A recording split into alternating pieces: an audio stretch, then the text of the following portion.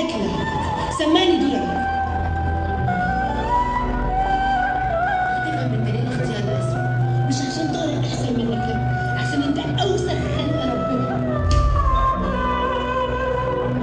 انا اللي هخسر.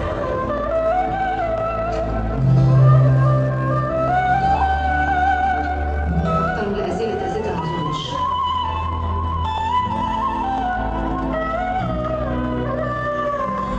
مساء الخير، كل سنة وانتم طيبين.